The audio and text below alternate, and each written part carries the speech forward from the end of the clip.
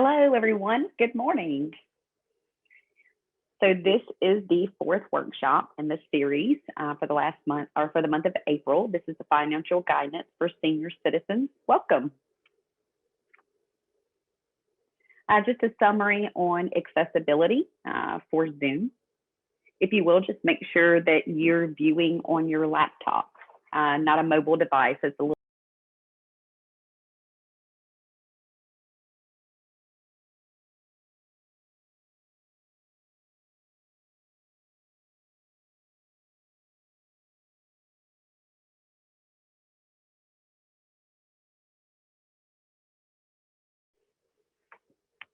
So when you're using Zoom, as far as the view is concerned, there's a little two lines in the very center of the screen. You can actually move those to the left and the right, and you can make your view better. And you can make me larger or smaller. Now, if you have any questions, and of course, you'll type those in the Q&A box at the bottom. If you're having technical issues, then you'll share those in the chat box, which is right next to it. If you have questions for the polling or the Q&A, we'll be doing that in the Q&A box. Okay, thank you. Now I wanted to take a moment to thank CSD Learns and the Wells Fargo Foundation. Both of them partnered up to provide this workshop for us for the last month. So thank you to our sponsors. Now a little bit about who I am. My name is Stephanie Summers, and I'm a financial advisor from Frederick, Maryland. And I'll be explaining briefly, here's a little introduction to our series. This is about retirement income. This is the fourth. So far we had been, in the beginning we started with fraud and scams. Then we explained all about Social Security. Then we explained Medicare. If you missed any of these in the series, we will have recordings at a later date that will be available on the CSD website. There you'll be able to view them. Now, we wanted to talk about today is retirement income. What is retirement income? So these are the four things that we will cover. What is retirement income? Where retirement income comes from? And what factors do you need to consider regarding your income? The fourth one will be the rising cost and what considerations that we need to think about or be aware of, and what concerns we may need to think of. Now I'm going to ask you all here, if you can type in the chat box, what is retirement income? So if you can type in the chat box your answer, please. What in your perspective is retirement income?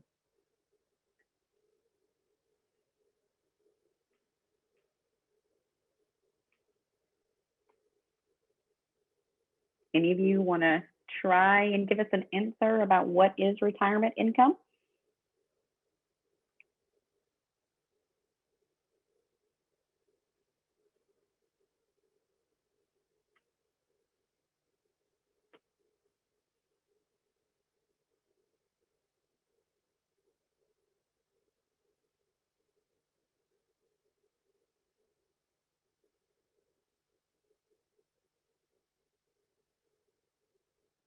Okay, I'm getting some answers here in the chat.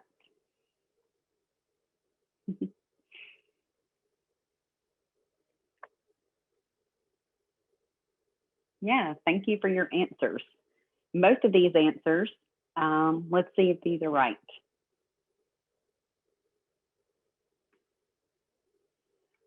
So what is retirement income? So you have to measure your progress towards your retirement preparation. So this is the money, that you will actually accrue over time and what it's used for.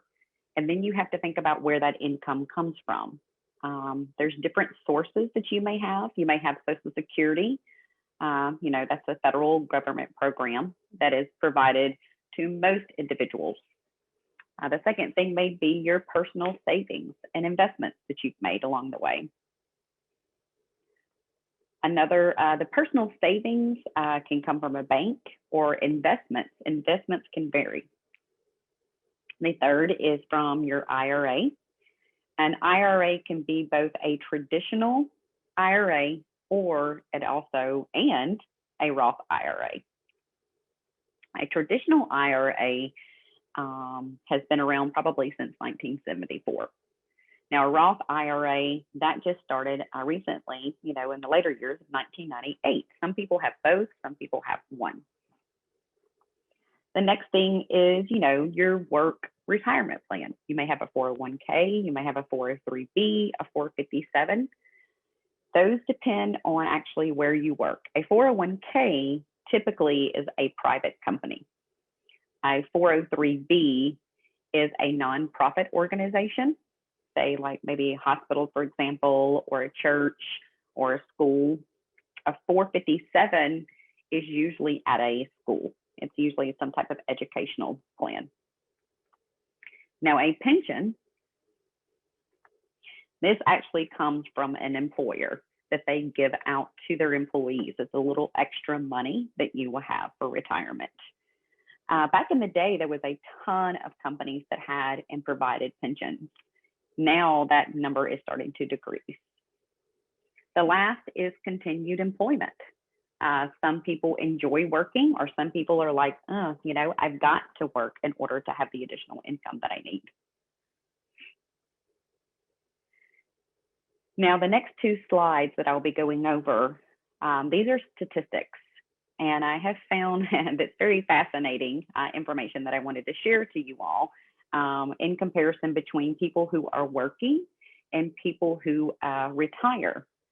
Their views and their perspective on the income sources. This is, what is significant for them or what they thought that, didn't have so much of as an impact. Social Security, for those who are working, they felt Social Security was not significant. It wasn't a major source of their income. While retired individuals say yes, they feel that it's significant. It's very, important. It's a very important part of their income. Now, in the employee retirement plan, if they're currently working, they invest a lot into their retirement plan, more so than, retired individuals. It may be because retired individuals in these days, they have a pension.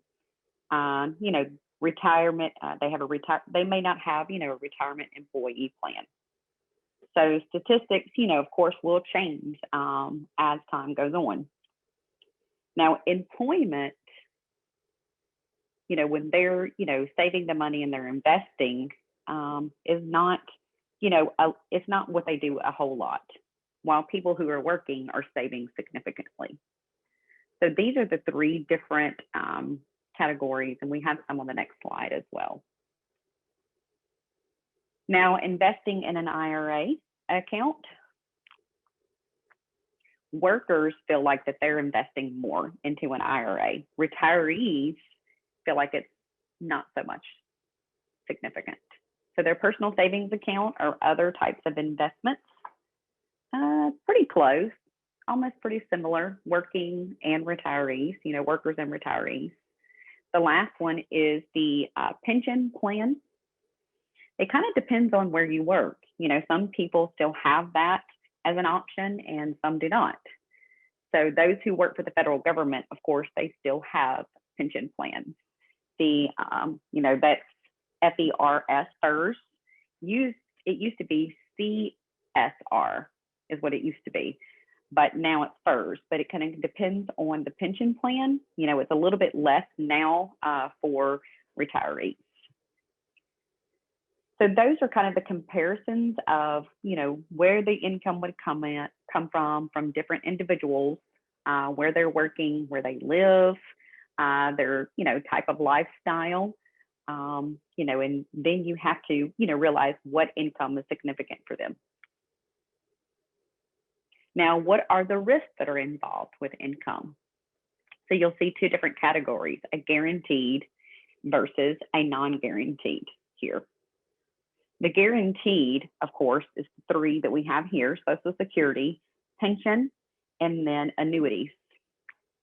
So of course, Social Security is a federal program. Pension, is from, like I said, your employer.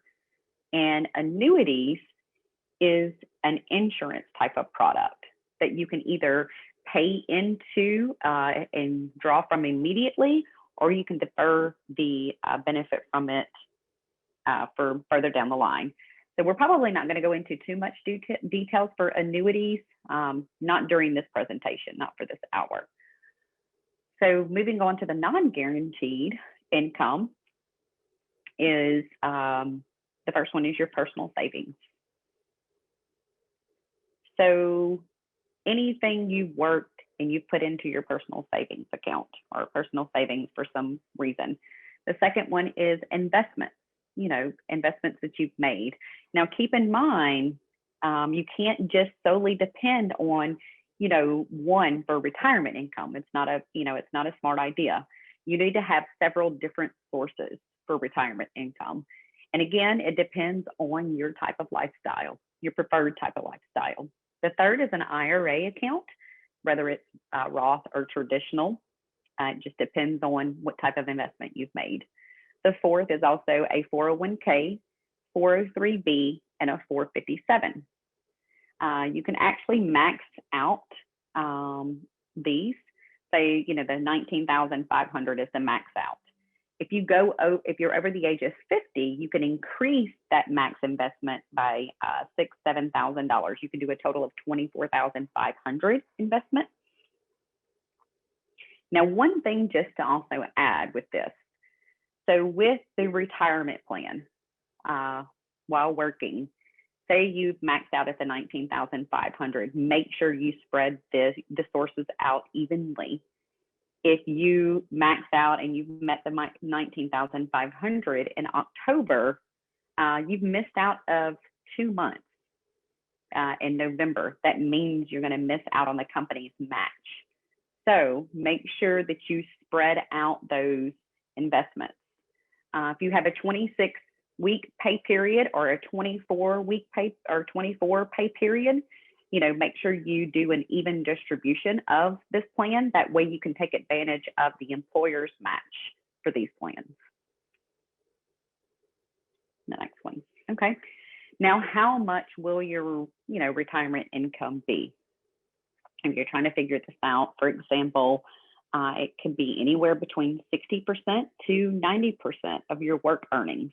It may even be more. Let me kind of give you a dollar amount, for example. So suppose you earn $80,000 a year and then you retire. You can probably decrease that to maybe $60,000, $70,000 a year. Why? Because you have the deductions there that are not needed anymore. So your income is a little bit reduced. So say that your income for retirement has reduced and it meets actually, your lifestyle spending, then you need to actually check and make sure that those, add up and that they are enough to sustain your lifestyle.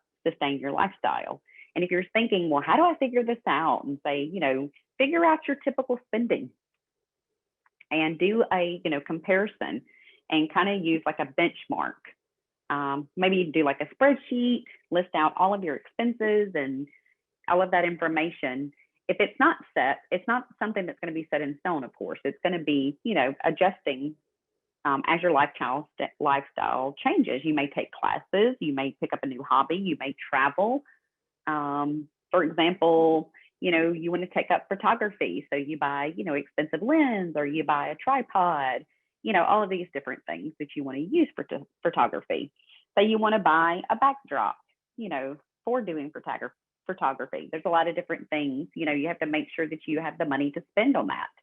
Or, say you want to set up a new business, how much is the expense going to be for the new business? There's a lot of different things to consider on how you actually plan for the income to be able to meet your spending needs. And, figuring out how, if you feel like that this is not something you can, figure out for yourself, get a financial advisor or find a close, spouse, maybe sit down with your spouse and figure out, this information together.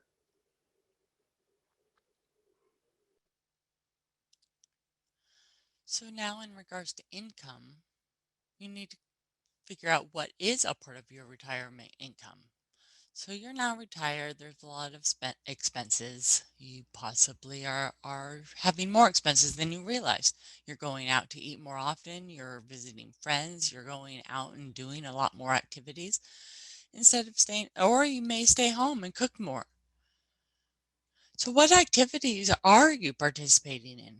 Are you going out? Are you part of a bowling league or playing pickleball or tennis?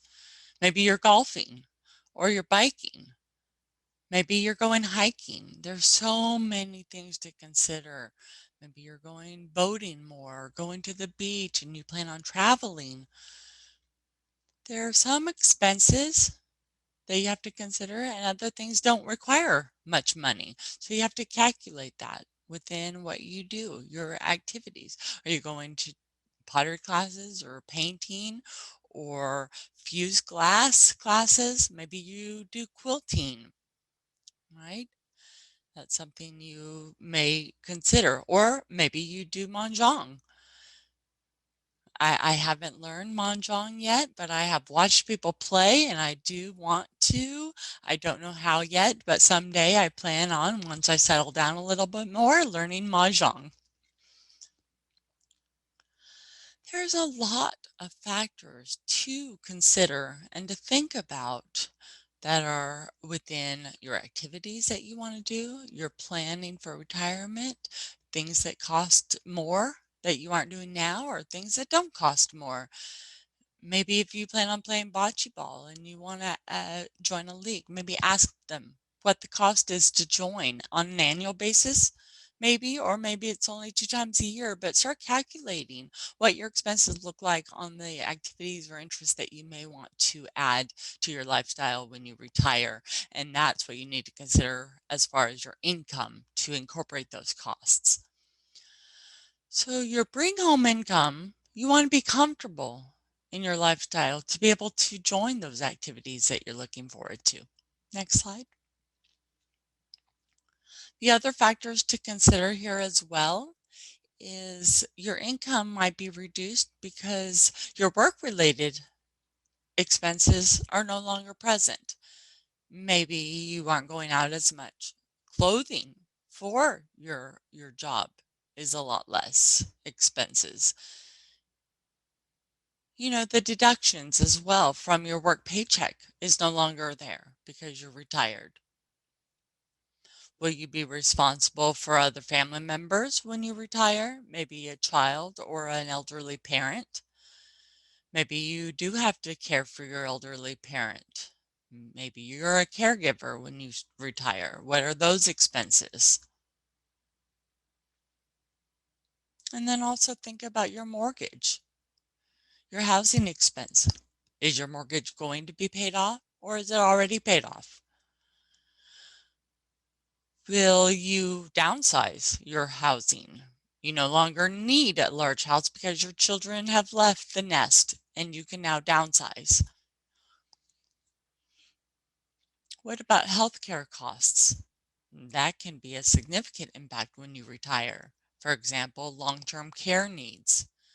That could be a huge impact on your income expense ratio. So there's a lot to consider here.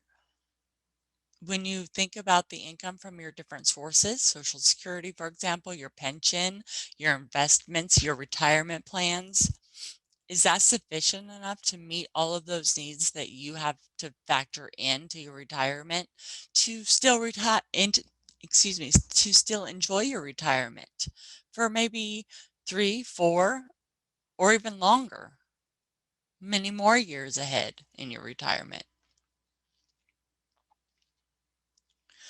So I'd like to ask you what your thoughts are if you know what on average, the annual inflation rate is. There's 4 options to choose from. Is it 3.1%, 2.1%, 2.5%, or 1.67%? What do you feel is the average inflation rate? We're going to present a poll for you to answer that question.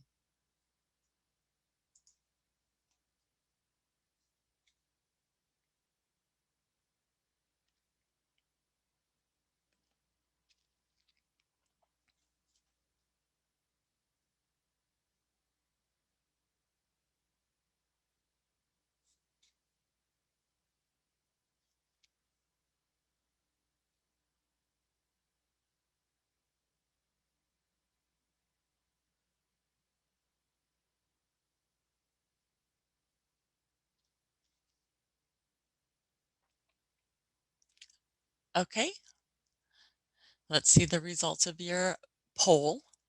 Here is what the results look like. Thanks for showing that. Okay, so it's kind of even. Most people did say the 2.1% would be the average inflation rate. Most.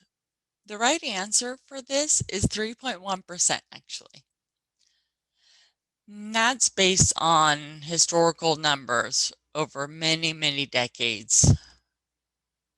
So they've collected that and averaged it out through the decades of 3.1%. The last couple decades, I would say 2000 to now 2021, those 2 decades worth of data, the inflation percentage is under 2%. And it has been. It's been very low for the last couple decades.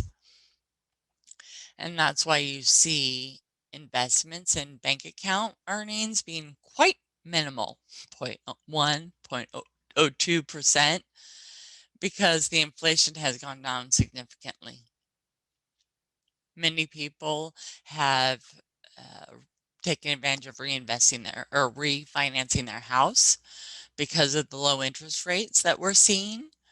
If you need to borrow money, for example, low interest rates are a great thing for people right now. Next slide, please. So let me explain more about inflation and how that works. What's important to remember here is with inflation, there are risks that come with that. It does influence the purchasing power that you have. So the money value today could decrease over the years. So you may not keep the same value of money. The inflation of cost of living may be overcompensated or alter your investment income. So for example, your inflation, if you have 50,000 today, in 1 year, you will actually need 51,500 to meet that same expense and lifestyle 1 year later based on inflation percentages and what that looks like cost of living wise. In 10 years from now, that 50,000, you're actually going to need 67,196 because inflation continues on an annual basis for our cost of living and our lifestyle expenses. If you're talking 20 years from now, you're looking at 90,306 would be the amount that would equal today 50,000. For example, if you look back at how much bread cost, milk cost back in the day, vehicle, clothing expenses, gas, food costs, you can see that continual increase. I just saw on the news actually the other day, they were mentioning about toilet paper. That was very precious commodity for all of us recently. Just last year with COVID, you constantly went to the store and it was out of toilet paper. So toilet paper from a company that's called Kimberly Clark. They raised their prices on toilet paper, or excuse me, they will in June based on that being a precious commodity. So as far as costs, trying to keep up with those costs, we need to consider that and keep that in mind for the income that you have for retirement. So this slide, you see the 4 different things that I just mentioned about the over history, the cost of these items. Postage stamps, for example, snail mail has always been what we've used, right? So back in 1934, it was 3 cents. Now it's 55 cents. So 0.03 cents to 55. That is a huge increase, 1,733% since 1934. I remember stamps, gosh, recently they were 50 cents, and then all of a sudden, before I knew it, they were 55 cents, and now they just keep increasing the cost. And cars, vehicle cost. Back in 1934, it's 1,436 for a vehicle that I am using the example here. Now it's 38,948. Depends on what kind of car you purchase. Some are more expensive than others. It just depends on which type of car, but it has increased since 1934, 2,612%. Bread, if you see that here in 1934, it was 7 cents for a loaf of bread. Now, since 2019, or in 2019, it was $1.36. I really don't remember seeing $1.36 for a loaf of bread. Now in 2021, it's a lot more, maybe $2 at least. So I guess it depends on what type of bread you purchase as well. So you see here, the numbers continue to increase. The amount, the expenses are increasing on an annual basis. So if you buy a family home, single family home, back in 1934, you see here it was 5,972 on average cost of a home. Now, in 2019, you're looking at 274,500 to be able to purchase a home. And then people use mortgages, of course, to pay that house cost. But that's gone up 4,496% since 1934, the average cost. So if you look at all of these, just these 4 items, like I had mentioned recently, everything has gone up in cost. Everything we use, all prices, if you think about every expense, has gone up. So your income from the different sources that you have, your diversified income, you need to make sure that you continue to invest enough or to have enough for that income to keep up with inflation. Maybe your income is higher now than your expenses, so that's good because inflation is going to bring up those costs for those expenses. So you need to figure out what's doable and effective for your lifestyle. Next slide. I think what's really crucial to make sure that you consider is that income lasts or outlives you, lasts longer than you may be alive versus the other way around. If my income runs out in just a couple of years, but I'm still living, then I'm going to struggle financially. And that's something that you want to think ahead of time. You want to enjoy all of those retirement years and think about for many, many, many more years than you may consider your lifespan. So we are living longer. Our lifespans are stretching further and further out.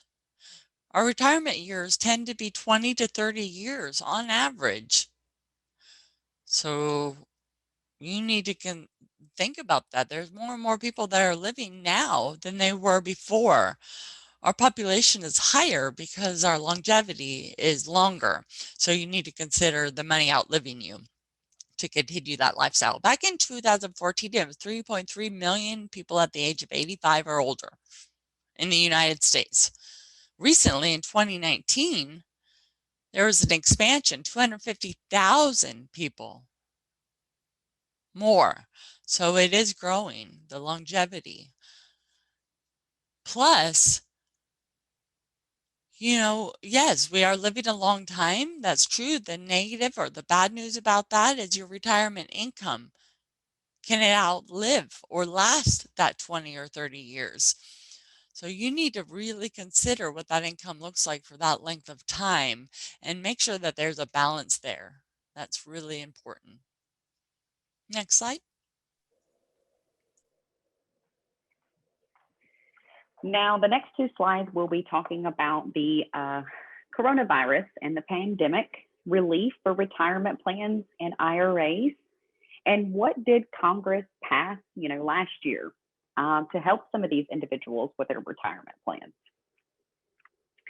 Individuals, who were working or did have retirement plans, and they were going through their employer, say, for example, a 401k, 403b, or a 457 plan. If they were going through tough times, they weren't able to work, say they were laid off, and they needed some type of financial income, they could actually borrow from their employee plan. Now, the employee, of course, has to agree with you the employer has to also agree with you to have these funds.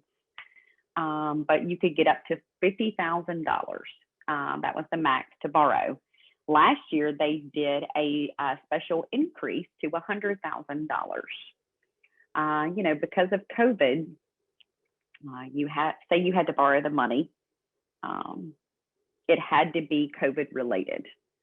The time frame was from March 27th of 2020 through December. If for some reason you happen to borrow any of those funds before March 27th for any other reason, then of course that would not be applied towards the COVID or the coronavirus relief. But if you did borrow the funds previously, those limitations were the $50,000. But suppose that you had already borrowed $40,000 previously and you needed to borrow more, you could get up to $60,000, and then that would meet the $100,000 limit. So say that you had already got the $40,000 prior to the coronavirus relief, then you had $60,000 left that you could borrow.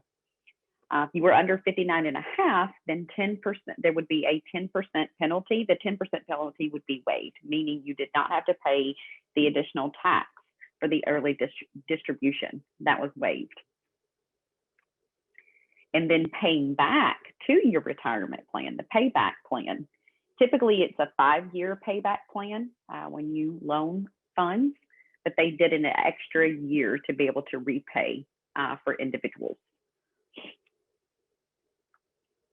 Let me see. Yeah, we cover. Okay, next slide. Now, those who actually retired and say that they needed to borrow their RMD, they're required to have a minimum distribution RMD. Back in 2020, they drew that money out. But suppose that, you don't need those funds and you wanted to leave them there, you haven't, accessed them for the last year, you don't have to take them out. You can actually leave them. So that was waived from 2020 as well, the waiver of the required minimum distribution. Those who actually needed those funds, then of course they would still take their distribution. And also last year, Congress passed the act called the Secure Act. The Secure Act converted the RMD age changed it from 70.5 to 72.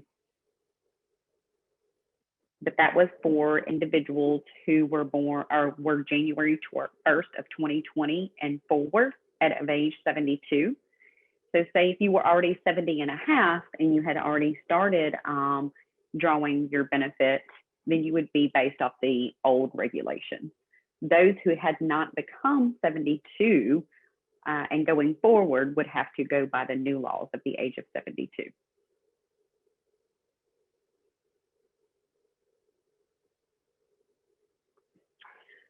Okay, so I'm ready for the questions and answers. This is my information slide for me, my contact information. Or if you feel like that you didn't catch any of this information, then you can also reach out to CSC Learns and they will pass along my contact information to you as well. So now we'll move on to the question and answers. I'll actually read the question and then respond.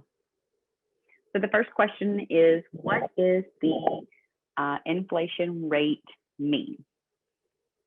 So inflation is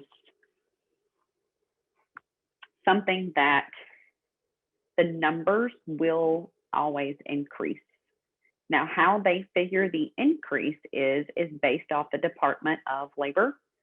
They actually use some type of special formula in regards to their index pricing numbers. Really, it's a whole different type of calculation that they put together, and they come up with a number of what the percentage of inflation will be. So things that we purchase, as you probably see, you're like, oh, okay, well, last year, 2 years ago, I bought this item and it was cheaper, but now, there's an increase in the pricing. It could be because of COVID reasons. There's actually a variety of different reasons that there is an increase. For example, I went and got my hair done and they gave me a warning. They were like, okay, so just so you know, we have to increase our pricing because of the prices we're incurring to keep the salon clean. So different stylists and things like that, are having to pay more out of their pocket for cleaning supplies, for extra cleaning necessities. So, at the same time, I have to make sure that, I know that I have enough income in order to pay for my hairstylist. Next question is, how can a person catch up on retirement? Your question disappeared. Okay, I think I'll repeat the question. How does one person who's at the age of maybe 40 catch up with retirement? It's a very good question. At the age of 40, you have to figure out, am I going to retire at 60? Am I going to retire at 65 or maybe 70? So you have to figure you may have 20 to 25 years. And, do you have a retirement plan currently? What is the percentage that you're investing? You may need to increase that percentage. You got to increase the retirement plan. If you've already met the max, then that's fine. You need to move to a different type of a source, maybe an investment.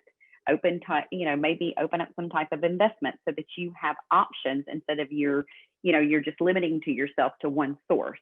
You have to give yourself multiple sources. And the next one is,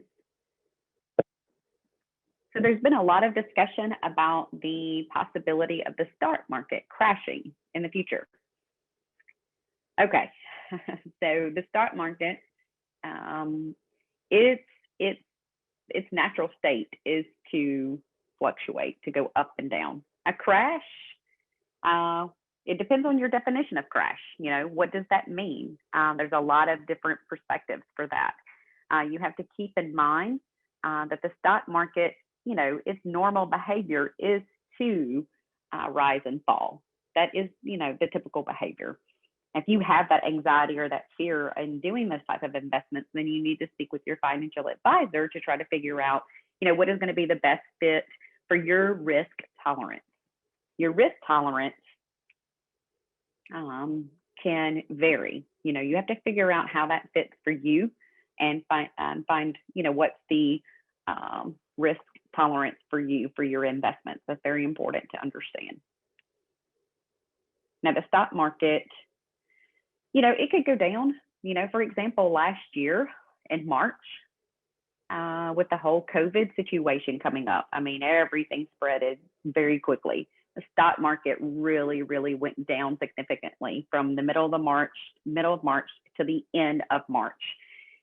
People panicked, started, drawing their money out of the stock market, started withdrawing their money. So then in April, until now, the market has skyrocketed. It's done very well, actually, for the last year. So let me kind of give you a brief history about the market. In general, we typically will see a V or a W, fluctuate in the market. So that means, it will actually drop, but then it will take a significant increase too. That's kind of the V structure. There is a W where it kind of goes down, up again.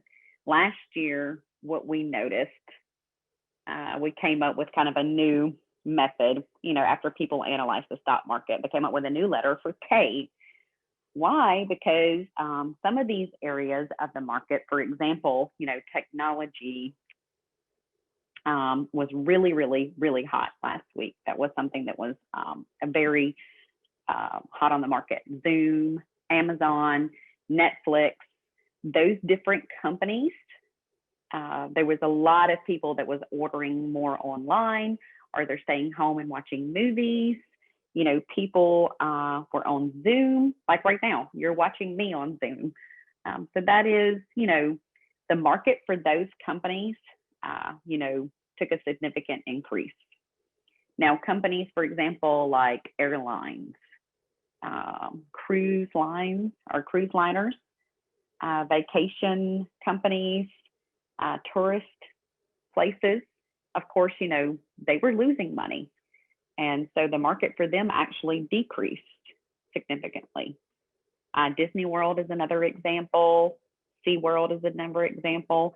Any type of recreational parks, a lot of them had to close down because typically, people attend that type of facility in mass numbers. So of course that couldn't happen. So those places were closed down. So that's kind of like the K structure. And that you could see the obvious split of the market from last year. So that's kind of the, different types of the way that the market is structured.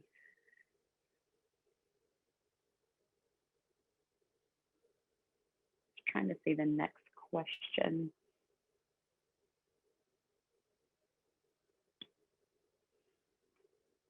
The question is the financial fees are no longer tax deductible and over 1%.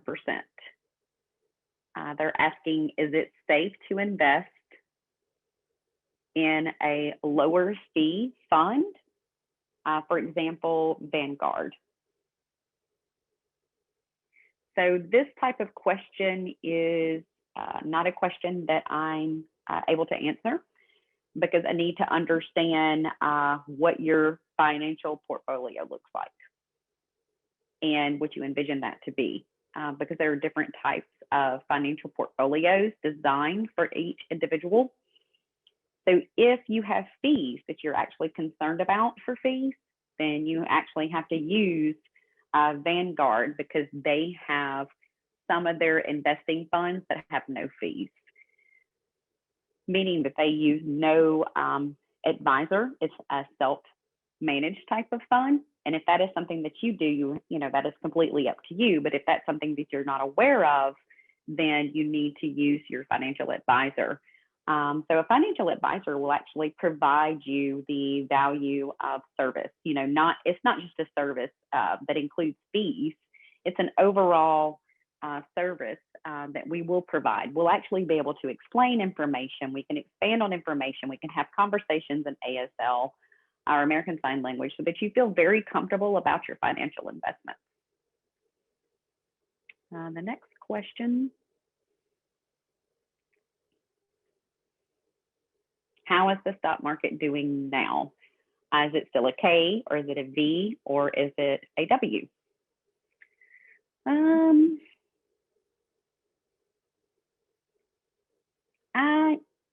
In just my opinion, it's more of a W.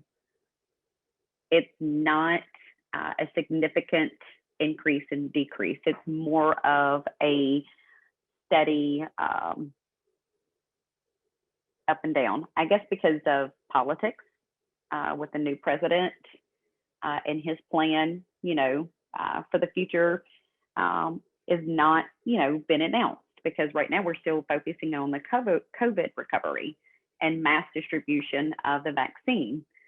So soon he'll give his 100-day speech, and people are starting to, look for, what is his tax proposals. There's different proposals that he will have, and if Congress will pass these things as well, because if Congress, struggles with his proposals, or if that's something they're not willing to accept, we don't know what's going to happen. What will the market look like in 6 months? There's no crystal ball. I don't have the crystal ball. Okay, the next question that I see here is, can we go into a recession in the future because of the pandemic? You know what? I'm really not sure. I do not know if we will fall into a recession in the future. I have no idea. When we do go into a recession time period, then we do have to, well, we have to meet these certain rules or criteria and pass 2 or 3 of those quarters that are consistently at a decline for them to declare that we are truly in a recession period.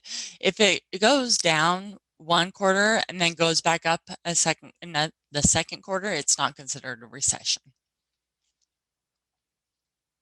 Next question is, what will the impact of Biden's infrastructure plan have? About $2 trillion on the market. We really have no idea. That's a good question. But we don't know how Congress is going to vote on that plan. There's many of us that are looking to that and see what that final outcome of that infrastructure plan and what that will look like for us. We have a long list of ideas, and there's a long list of ideas presented to the Congress, but we don't know what the votes will be and what that will look like or the impact on those on us. Yes, it will impact the high earning individuals, and he already said those that earn 400,000 or more will be impacted by this plan. But 400,000, that amount to designate a high earner could go higher or lower depending on what the results will be in the end.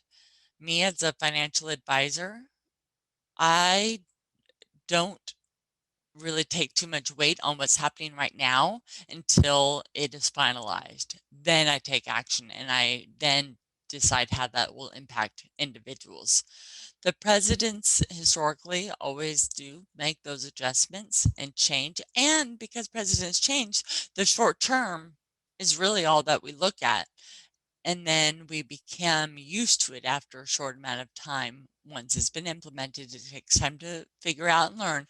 Something new comes up, the market definitely fluctuates or becomes volatile. People freak out, they take their money out. But remember, when you take your money out of the market because you're panicking, you miss that time period of it going back up. So you do need to be patient and wait for the market to naturally increase or go back up. So this question says, if the plan, Biden's plan, does pass, will it increase tax revenue or more taxes that come out of your paycheck and improve the market? What does that look like tax-wise? We're not sure what's going to happen, to be honest with you. I do not know what the true impact will be.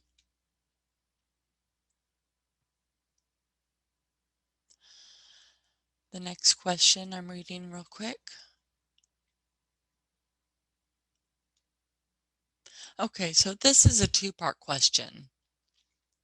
The first part asks, what will it mean for our retirement savings? And then the second is, how will that be impactful, if anything? Well, what's important to keep in mind is your retirement savings, if it's in investments, what type of risk are you taking in those investments in your portfolio? Is it matching your risk tolerance and your lifestyle? So that's what you have to consider to really see the whole picture of your investments. Talk with your financial advisor, have that discussion about what your portfolio is providing you and what's the projection for the future based on those investments. There will be inflation, that's a given, plus taxes and how that's going to affect you. What's important is your investments grow. If there's growth of, say, 7% in a year, you have an income growth from your investments, plus you consider inflation and taxes, it might be 5%, maybe even 4%. You have a growth of 7%, which is more than the taxes and the inflation. So you have a profit of 2 or 3%. If your investment only gains you a few 3%, but the inflation and taxes are 4%, then you're at a loss. So the ideal is always hard to attain. You have to try to figure out, calculate, strategize, and adjust over time.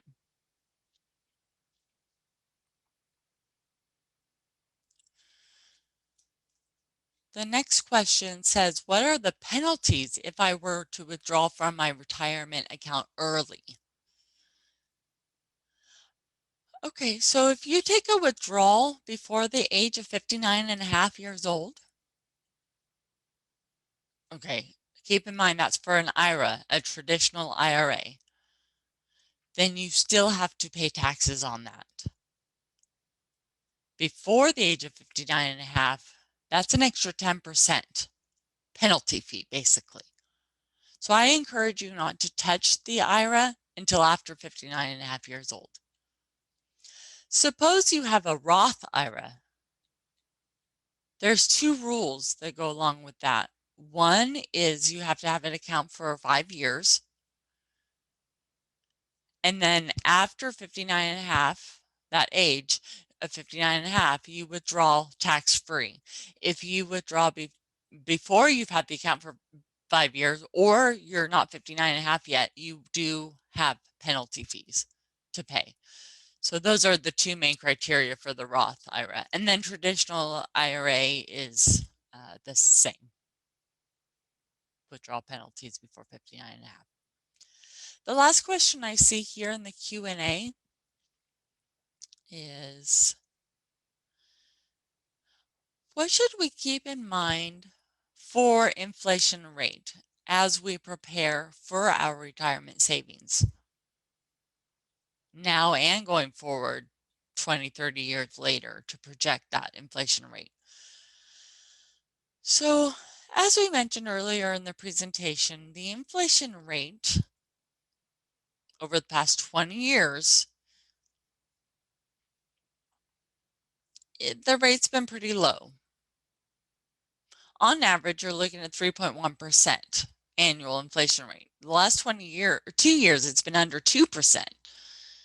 So if you're looking forward into the future to calculate that, it is really hard to predict, to be honest with you.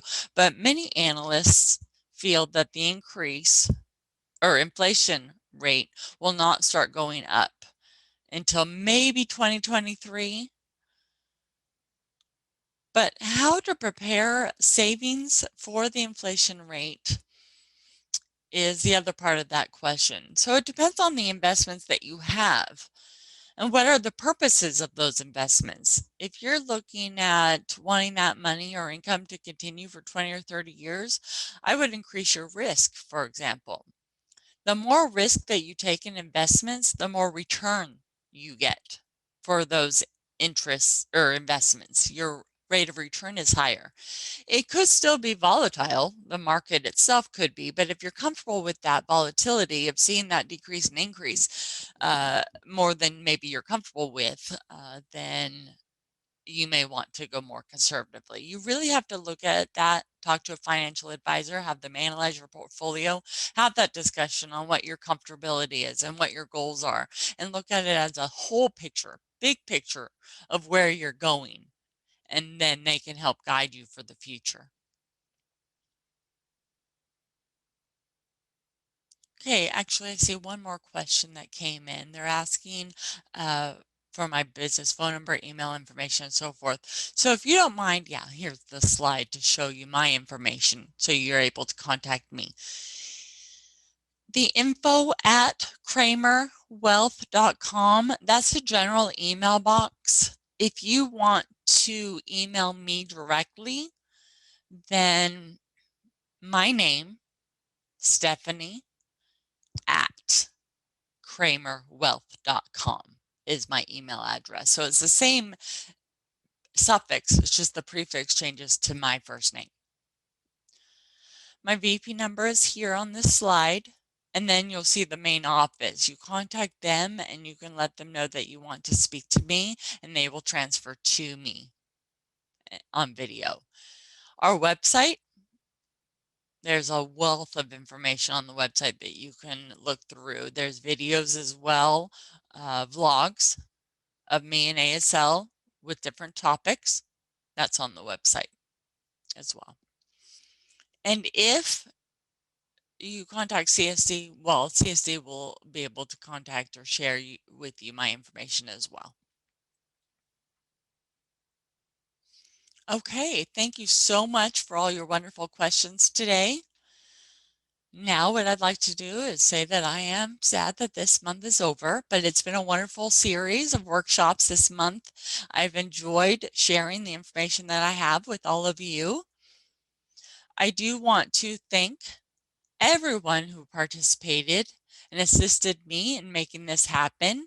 Thank you, CSD Learns team, the interpreters, the captioner, and the filmographer, the camera crew that's behind the scenes, making sure this all works seamlessly with the slide PowerPoint presentation, keeping me on track, timing for the hour. So thank you everyone for making this possible. I'm very grateful. Thank you again for CSD Learns and the partnership that they have with Wells Fargo Foundation to make this webinar financial educational workshop series possible for each and every one of you. I hope that you enjoyed the series. Have a wonderful rest of your day. Thank you so much. Bye-bye.